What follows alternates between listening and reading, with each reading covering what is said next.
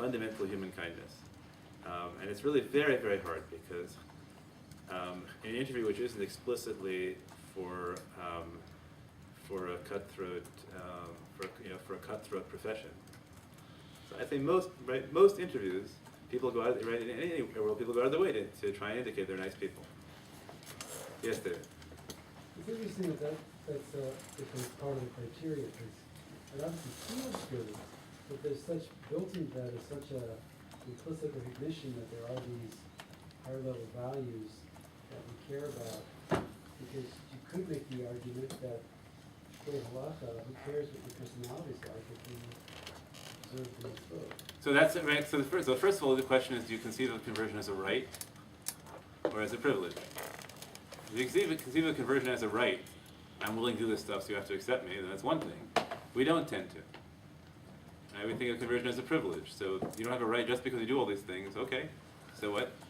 Right, but the personality of your Beit Din then is very subjective, as opposed to if the criteria are clear, then the individual can just shop for the right Beit Din that matches his personality type, so there wouldn't be a conflict. Yeah, so we could frame it entirely as we could frame it as we want you to wander around with a voice recorder for a week, and then we'll listen to it and see if there's any lashon hara on the tape. I don't think it's going to be any better. I don't think it's going to be any better. I don't know of any cases where we've actually made that point. Where somebody just come out and say, at the end of the day, I just don't think. I think they'll kick puppies. Now we could say, "Oh, tar bal chayim, horrible." But I don't know of any case where that's been the criteria, but at least I think we see it as part of our job. But it's just, there's a risk that, we're in the interview process, and we kind of hope that sponsors will pick up on that. But you also have to recognize that that you're dealing with a sort of like reality show interview type, where you're on display and it's really, really hard to tell. So it's very hard to know. But I can't think of any case where that bottom line was it, but I suspect that a lot of the people who don't make it through the process is because their sponsor never gets confident enough really to bring them, because they just don't like them so much. And so you have to make sure you have a sponsor who appreciates you. And if you can't, if every single person in town who might be a sponsor says, "I don't want you," then something's off. So something's off. And I talked last week, we could frame it in terms of, will you be a better person if you're Jewish than not, regardless of whether you'll be a good person. We could think about it that way. But I don't think we usually do it that way. If the person converts, so then, then it's true that they'll spend lots of time gossiping about the rabbi and the Rebbe and all that, but at least they're not going to be a celebrity, a celebrity journalist. Now, we had a case once where where a conversion candidate was a celebrity journalist, and I asked this question. I said, "How do you expect to keep Hilchot Lashon Hara?" It's a really interesting question.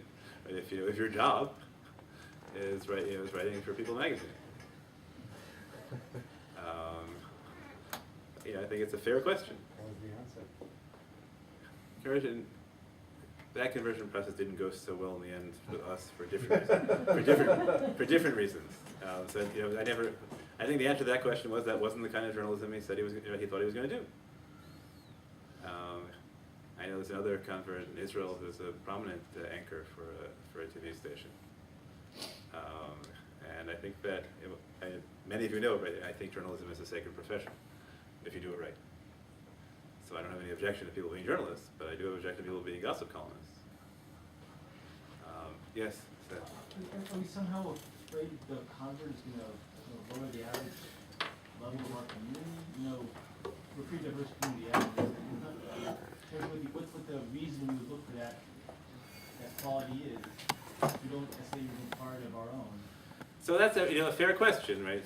Do we want the equivalent of David Ben Gurion's celebration of the state of Israel now as Jewish prostitutes and bank robbers, right? So do we want to 5% of the Orthodox Jewish community, let's say, are bank robbers. So 5% of our converts should be bank robbers too. I think we want to improve the average just a little bit, or at least we want to cut out the bottom. It sort of goes back to whether it's a right or a privilege. Yes. Because you could be, you're born Jewish and you might be a pretty crummy person, you're still a Jew. That's true. So the question is, You know, the question if is it's a it- privilege to convert, then you gotta Yeah. have that higher Maybe standard. we imagine though that this can have a positive impact that we can't quite predict and that. That's right, so we could do it, right? So we talked about last time, are we thinking about the interests of the Jewish people, or are we thinking about the interests of the convert? If you're thinking about the interests of the converts, the only question you ask is, will they be better as a Jew than not? But you have to balance, will they be a better person as opposed to what will their share in the world to come be?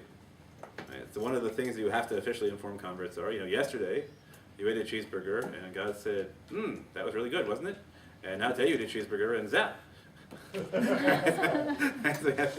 we have to make sure that it's in your best interest, right? And if you're not going to be able to control yourself and eat cheeseburgers, right, then we have, now I talked about a little bit last week, but I'll make the point clearer. So one of the points that Rav Kook makes, a couple of people make it, it happens that the Beit of our Beit is enamored of, is the notion that there is a halachic obligation called lifnei, of not placing a stumbling block in front of the blind, that you cannot be the cause of other people sinning. And Rav Kook makes the argument, so it shouldn't make a difference whether you bring the person to the cheeseburger or the cheeseburger to the person. So if you convert somebody who's going to eat cheeseburgers, it's just the same as putting a cheeseburger in front of a Jew who you know can't resist them. So that's often, right, so that's an argument, you can't convert this person. If you convert this person, you're putting them in a position where it's going to be zapped, and that's your fault. I tend to argue that you need to be holistic. Right, so what do you do if you say, all right, I'm going to convert this person, and you know what? 51 Shabbos a year, they'll be perfect. But they break every 52nd Shabbos. Right, every 52nd Shabbos, they just have this incredible, powerful urge, and they take a sponge and they squeeze the water out of it. Everyone has their rebellion. I have to say, this happens to be something, like the two instances I know where people just broke and then they couldn't take Shabbos anymore. One was squeezing sponges and the other was moving plants. So let's suppose we have somebody who predictably, 51 weeks a year, they are your model, right? We put them on all the reality television shows. This is how you keep Shabbat. But the 52nd week, we know that right? If you have the cameras on appropriate Shabbos clocks, with appropriate mechanisms, so that you're not causing the violate Shabbat just by being filmed, and all sorts of things like that, right? Then you'll catch them squeezing a sponge. So do we say, oh no, lifnei there, right? We're playing the song in front of the blind. Do we say, look, on average they come out ahead? Take away the sponges. Right. So that's take away the sponges. And this is the whole thing of calculation. I tell our students, right? One of the stories that had a deep impression on me was a meeting. I was learning Talmud on a plane to Israel many years ago, and there's a fellow sitting next to me, and he's looking at the great approval as I'm learning Gemara. He says, yes, very good. Very glad you're doing this. And I'm looking at it, and I say, so what about you? And he says, well, me, I have a deal with God. God needs a soldier, I'm there. And that's my half, and God, meanwhile, leaves me alone, no zap. Cheeseburger, Shabbos, the whole thing, right? Because I have a deal with God. So how far do we go that way? I often joke with my high school students. Right? So there's a list of things that if you do them, you are assured of a place in the world to come, and there's a list of things that if you do them, you're guaranteed not to have a place in the world to come. And the job is to stay one ahead. Right? So for example, if I unfortunately say something that humiliates a student in class, I'll look at them and say, okay, today I'm really going to say Ashrei all 3 times. Right? If you say Ashrei 3 times a day, you're home free. Right? Just make sure that I said Ashrei 3 times more days than I've humiliated people in public and I'm ahead. I don't think that's really the calculus we want converts to walk in with. They have to do, right? Maimonides has that image, right? On Rosh Hashanah, you have to imagine the whole world, right? The whole world depends on you, and the world is in equipoise. And the next mitzvah you do, tips the world over into, right? It tips the world over, and God doesn't destroy the world. And the next aver you do tips the world over, and God will destroy the world. So the problem is, and tendency is, okay, now I'll do 2 mitzvot, now I have a freebie. just keep track. It's better if you can buy indulgences in advance, which are specific, but that has unfortunately been brought into disrepute by other religions. So we don't tend to use that model. I don't think we want. Right? There's a balance between, on the one hand, not saying that the person will sin once, so we can't do it because we're placing a stumbling block in front of the blind when we're offering them whole new areas of opportunity, spiritual opportunity. And on the other hand, thinking that it shouldn't be such a crass accounting, that we just want to make sure we're one ahead. Yes, Naomi? So, how does the Beit Din take account of development in either direction? Somebody who over time will makarif, somebody who over time will suddenly decide after 12 years, I don't believe it anymore. So we are constantly haunted by the image of people who make decisions. And particularly, it's a very hard thing because it's rare to have converts, it's sort of impossible for a convert to say, I'm a really, really stable person. I never make radical life changes, so you can convert me because... right? That's really right. That's really right. So you're trying to, I think the person will make one life change, and that's it. Right? That's a really, really difficult psychological motivation to make. We do have a standard policy. We don't convert students until they graduate college, unless they're non-patrilineals, because we think identity formation isn't complete until you're self-supporting, and at least until then you're defining your identity in reaction to your parents as opposed to autonomously. And we do our darndest. We do our darndest to try and find some way to, but you can never know. You can never know, and it's a relationship, and relationships take work. The same as when you marry people, You can't guarantee how it's going to turn out. Yes, there was a question? Yeah. Following on your comment about college students Yeah. and conversion, what do you think would be like your average age of converts that come to see you? I haven't done the study. It's really pretty wildly diverse, and we have a small enough sample that it's tough to make predictions. And there isn't yet some moves. The RCA's GPS system, Gerut's protocol system, is trying to gather across Beit Din data so we can begin to have some kind of portrait. But I would say, anecdotally, it seems most of us seem to think that conversion from nowhere is much more common among women than men. And some people speculate that's because of circumcision. We don't, but other than that, we don't really know. If you convert college students, you'll get a lot of candidates. When I was Rabbi at Cornell, at some point, realized a really, really significant percentage of the audience that stayed listening to me Friday night wasn't Jewish.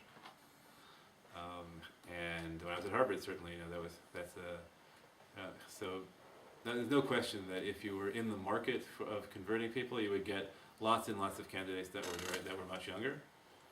But we're not. Not every Beit Din agrees with us, but we're not, even though we're in a college town. Yes, David. What's the criteria you use in terms of just intangible spirituality? In terms of, because it seems to be implicit that, well, if you understand the mitzvot and then you're going to commit to being an observant Jew, that you would internalize the sense of God that may make it lasting. But is that a criteria in terms of just the qualitative dynamic which they talk about, just the relationship with God? Yeah, for us it is. But so the plus and minus is we are very concerned and very subjective. But one of the things we're looking not to go through is for someone to adopt it simply because they want structure in their life. In the extreme cases, it is a certain appeal to people with certain kinds of OCD. But even in much narrower cases, sometimes people just want structure. And and those people often will move from structure to structure. On the other hand, some people just resonate with structure, and that's different than what So it's not in the end. But we do, for better or for worse, we do often hold people up, so to speak, because we think people have dotted the T's and dotted the I's and crossed the T's, but it's not convincing that it's meaningful. Okay, so we have history. We have Weltanschauung. We want to know. We have some degree of knowledge from the outset. We want to know what people know at the beginning, and then what people know at the end. So so I think probably most people know the Talmud says we have to tell people some of the light mitzvot, some of the heavy mitzvot, and that we forbid idolatry, or we forbid strange religions, which I don't like defining as idolatry because it involves a lot more than that. And that you believe in word and punishment. And the Talmud says we don't spend so much time. In Maimonides, we spend lots of time telling people the fundamentals of faith. We don't really care what people know when they walk in, but when they walk out, we really do require a pretty comprehensive knowledge of halacha and a pretty reasonable grasp of Jewish theology. Perhaps not as detailed knowledge of halacha as the European Beit system, which can require you to spend 5 years doing nothing but studying practical halacha. Really. But the ground of that is not so much that we think you shouldn't be able to convert unless you know this, because really we assume that there's going to be stuff you don't know, so we can't say you'll know everything because and that way we never have to worry that you'll have regrets, because first of all, as shows up in all the data, there's a big difference between having a voluntary relationship and having a committed relationship, and things that are easy in voluntary relationships turn out not to be easy once you introduce commitment. That's the fascinating data about what happens when people move from living together to marriage. That living together increases the divorce rate as opposed to decreasing it. And secondly, because you can never know, Torah is infinite. So it's not, the excuse is not that. Yes, it is. Wait, so what happens if, like, sometime during the process, the conversion candidate adopts or gets very drawn to like a philosophy of Judaism that can be seen as like very harsh, like Yeshaya Leibowitz or like Rabbi Chida having to like prove everything logically. Yeah, that's a really. Which is like, do you ever get like try to convince them like off that kind of path, or would you make you? So that's really a good question. What our red lines are. Would we convert somebody who told us they thought the Lubavitcher Rebbe was the Messiah? I think not. Would we convert somebody who was a follower of the late Rabbi Meir Kahana? I think not. Do we distinguish whether people are rationalists or Kabbalists? No. We're fine with both rationalists and Kabbalists. We're Beitin that both Hasidim and Misnagdim can be happy. They can be happy coming to, that modern Orthodox and Haredim within a range can be happy coming to. And I think we have a range about Zionism. It's not clear to me what would happen if someone came to our Beit and said they believe the state of Israel was the creation of the devil. Right? If somebody wanted to convert to Neturei Karta, it's hard to imagine that Neturei Karta rabbi would bring a candidate to us. But if they did, I suspect that our answer would be no. Which is not to say that we would invalidate the conversion if it were done by them, but we wouldn't feel comfortable taking responsibility. I think that's the answer. None of those questions have ever been presented to us directly.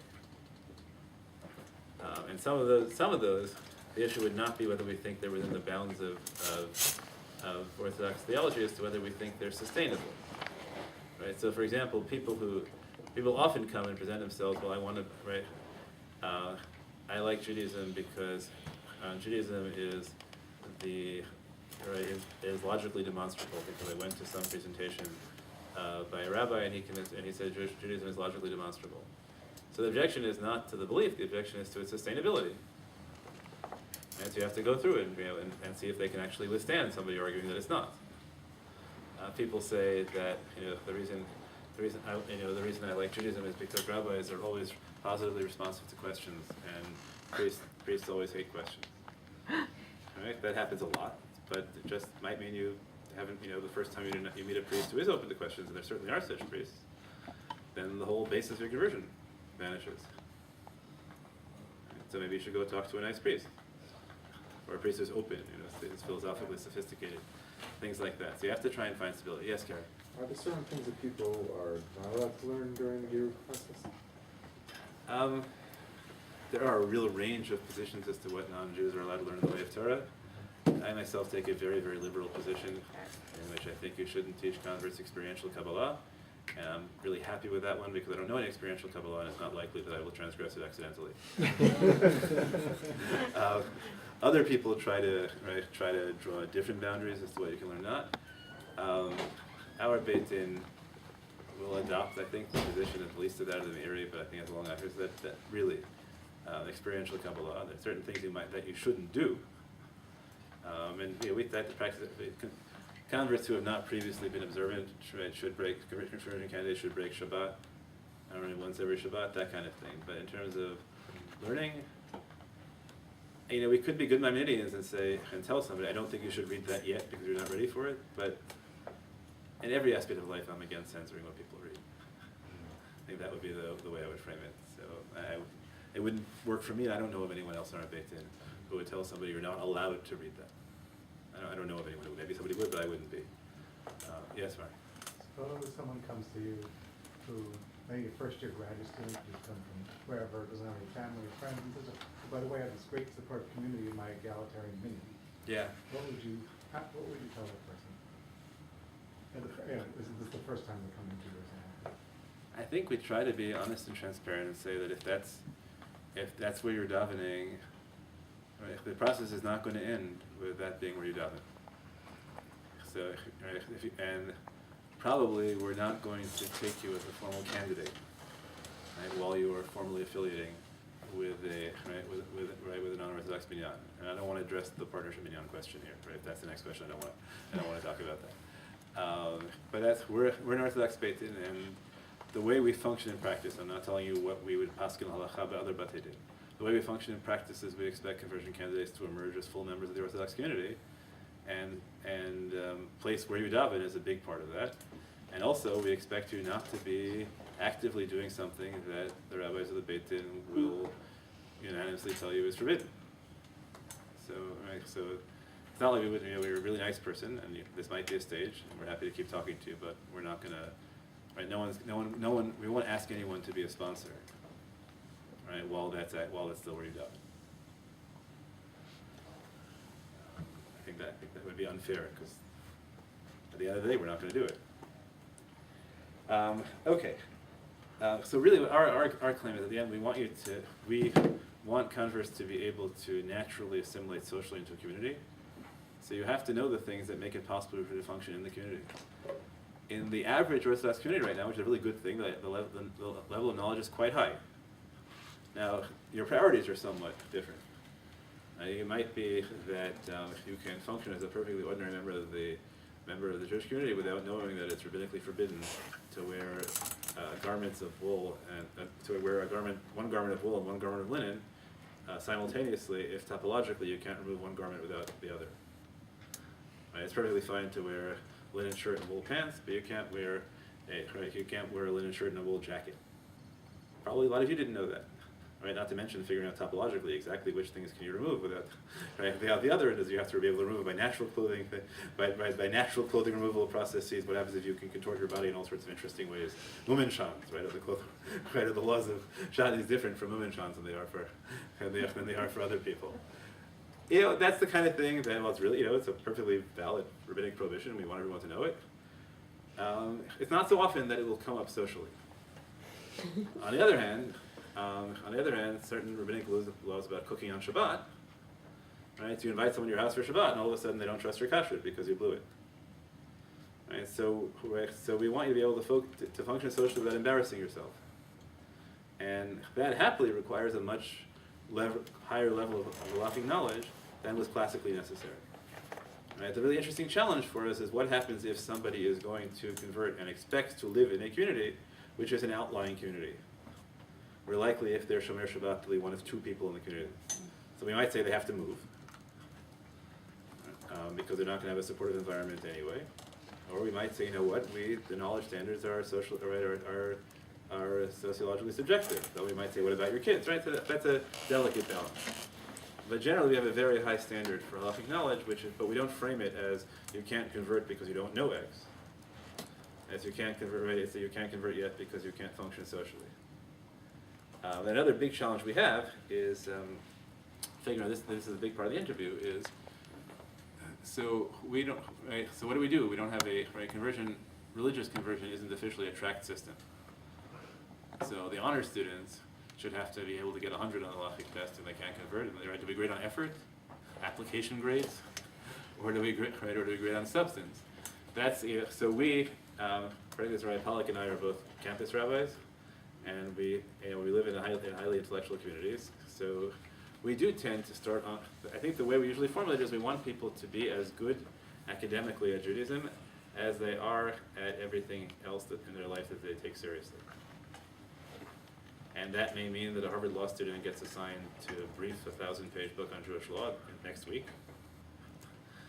And somebody for whom reading 10 words an hour is a challenge, will require to be a really, really large print Shema, right, and be able to understand it in 6 months.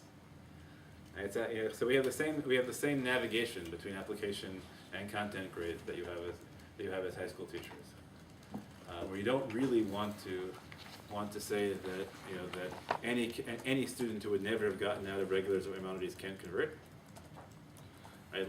Assuming that the tracking was accurate.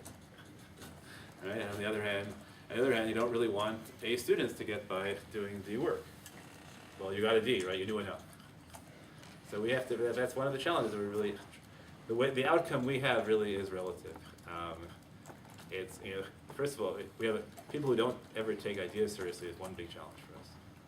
We all take ideas seriously. So what happens if somebody walks in and they don't take ideas seriously in any aspect of their life? And they want to convert.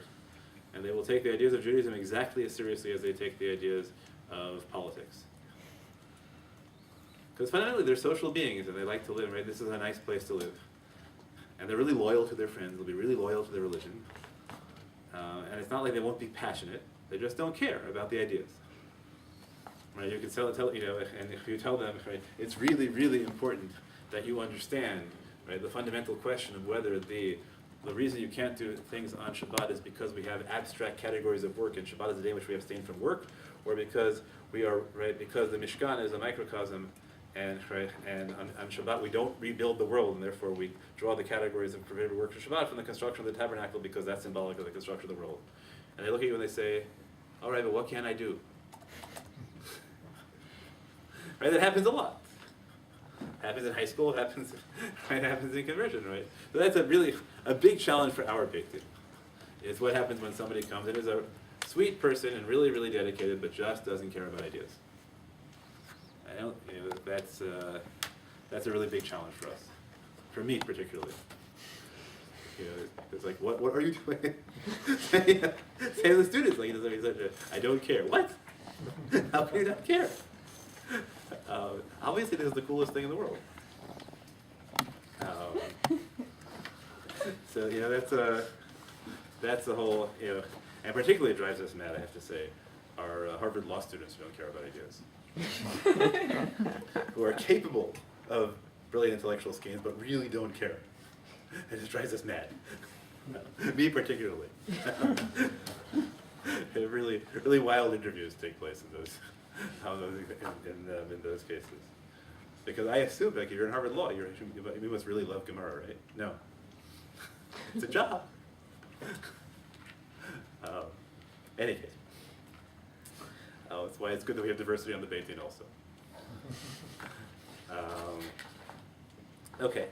What we do care, I say, is that we do, as a Beit Din as a whole, we have real trouble with people who don't find deep emotional satisfaction in studying some aspect of Torah. That's really, particularly people who we do see their eyes light up doing something else. So if their eyes light up and they're talking about something else, then then we want them to feel about Torah something like that. So part of the fun of being on the Beit Din is it used to be, one of the joys of being rabbi at Harvard was I could have the students walk home who were in different fields than I was and learn all about them. So I'm happy when people walk in fields I don't know and have long conversations with them. But one of the things I want to see is if they enjoy talking about it. And if they enjoy talking about it, that means that they enjoy talking about ideas. So let's find the ideas in Judaism they like talking about. Right? If it turns out that all they really want to talk about is the personal quirks of their office mates, so we have different issues, but we don't have to worry about them taking, you're taking Judaism less seriously than you take other. Okay. There are, right, so we talk about intellectual areas, we talk about identity, we try and figure out how people really identify. It's hard to measure, but do people feel hurt when they read in the papers about Jews doing, let's say if you hear that a Jew was caught taking performance-enhancing drugs, Actually, you feel ashamed because your community was to the prominent figure in your community, right? So that's just a measure of identification. Okay. We also talk about awareness of Jewish history. It's one of the challenges that the Gemara talks about. That it used to be much easier to tell other people, to have people take seriously the realization that they're imposing they're probably lowering the life expectancy of their descendants, overall. We go with the historical average. Probably, right, you're lowering the average life expectancy of your children owing to a heightened increase of unnatural death. And if you just take the past century as your marker, right, then there's really high statistical impact. So you try and convey that to people that you're imposing that on your children, but it's really hard in the United States. It's really hard in the United States. So you try and look at some sense of historical perspective that we didn't always control the media and the banks and and the world generally, and the protocols the elders design aren't true. and really you're going to be a minority, and it's and you have to, right, and a minority that's often persecuted, and that even if you happen to be living in the most powerful country on earth, but there will be people who are members of the same community as you who are living as oppressed minorities and things like that. That's probably mine, isn't it? Okay.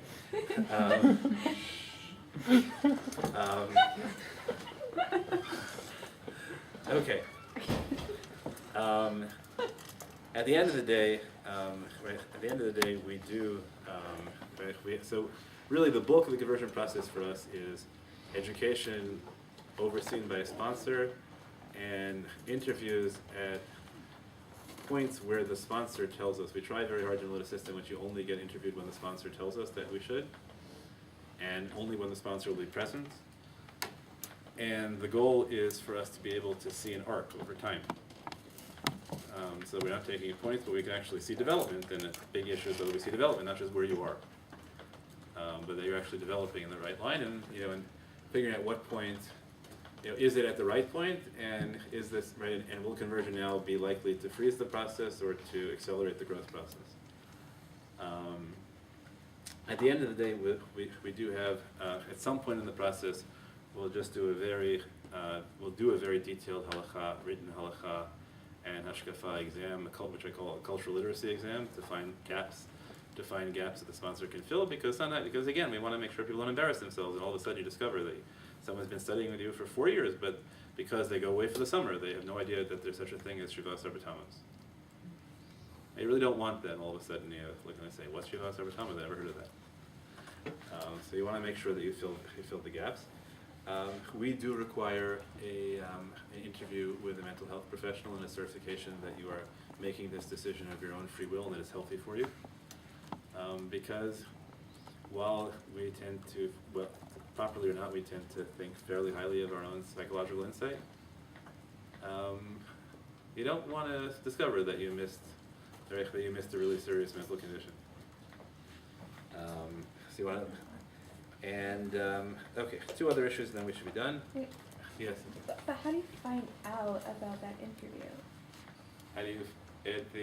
It's up front that there will be a written report to us. So they know that they're going to be reported. Yeah, right. It's not everything above where we say that part of the process is you have to go to a mental health professional, and they have to interview you. And at the end of it, they have to write us a letter saying that you are making this decision that they have interviewed you, they feel that you were responsive, and that you are making this decision of your own free will, and that it's healthy for you. And you expect them to be fully honest?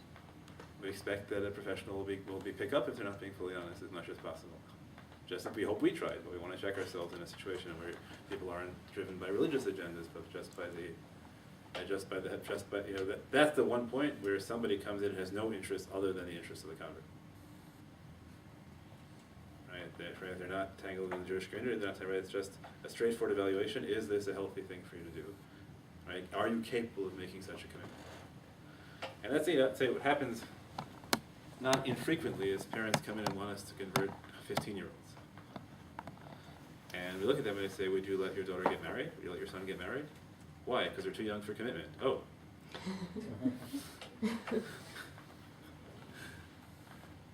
Sometimes they laugh. Sometimes not. But I think the point is a good point. Okay, the two last points. One is conversion of children. So that's really, so over bar mitzvah, children really have to be taken on their own. That's really a delicate thing because we all recognize that halachic adulthood and emotional maturity are not simultaneous. But you can't convert teenagers on the basis of their parents say so. On the other hand, you sometimes have teenagers in particularly difficult situations, like they're in Jewish day school, or they're going off to college, and you're going to have them live their entire college life, you know, in this limbo land. So that's a very difficult thing. And younger children, so infants, it's easy. You can fundamentally evaluate it by the parents. But once you get to 10 years old, that's a more difficult challenge. And you want to at least make sure that you understand the kids as human beings also. And the current standard does not allow us to convert the children who will grow up in explicitly non-Orthodox homes. Although what we define as Orthodox is harder, and yeah, I say openly, I think like the failure, there always is a question, are you the Beit-in of the Orthodox community or the Beit-in of the Jewish community? When it comes to divorce, we're really good at being the Beit-in of the Jewish community. When it comes to conversion, we're pretty clear we can't be the Beit-in of the non-Orthodox community because we require people to come out Orthodox. I wish we could find a way to make an exception for the adopted children of committed non-Orthodox Jews. I really do. It doesn't seem to be practical now for us to be able to do those conversions. I think that's just a failure on the part of the Orthodox rabbinic community that we haven't found a way to do it. I think there is still some flexibility, more ad hoc than in principle in cases of not fully observant people, where I think that there are certain ritual requirements which are not the same as full observance for the parents, and really what you look for is parents are comfortable saying that they will be fully supportive of their child if their child chooses to be Orthodox, and that they will place them in environments where that is a live option for the child. Now, how you exactly you frame that, like what kind of Shabbat and Kashrut in the home is necessary for that, what kind of Jewish education is necessary for that, that is still in flux, but I think we're still there. But taking the question earlier, if the parents are always going to daven in non-Orthodox synagogues, send their kids to an explicitly non-Orthodox school, we can't do it right now. And that I think is a failure. It might be a necessary failure, but it's a failure. Because one of the things we should do is find a way for people who can't have children to have but are really committed Jews to have their children be Jews. And I confess, when I was younger, it's like one of the things that I really, really got wrong pastorally.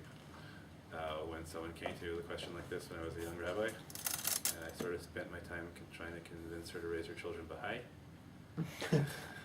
which is a really good religion, pacifist, doesn't it? Right, can be philo-Semitic. And I don't think it was the best to have a pastoral highlight of my life. Probably not. Oh, that wasn't the pastoral highlight of my life. The last question is how you handle the, for safety's sake, regardless of what we think the bottom line halakha is, we want every formal stage of the process, and usually nowadays we define formal stage of the process as circumcision, immersion, and acceptance of the yoke of commandments. We didn't even mention that, right? But that's what the Na'aseh v'nishma moment is that we require Kabbalat all mitzvot. In practice, we require all of those to take place in the presence of Beit Din.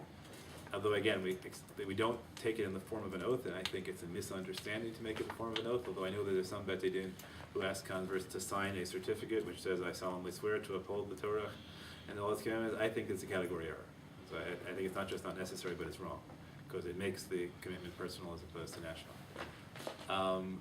But the question at the end of so since all processes, circumcision, immersion, and acceptance of the commandments have to take place in front of a Beit Din, that raises a tzniut issue in terms of the immersion of women.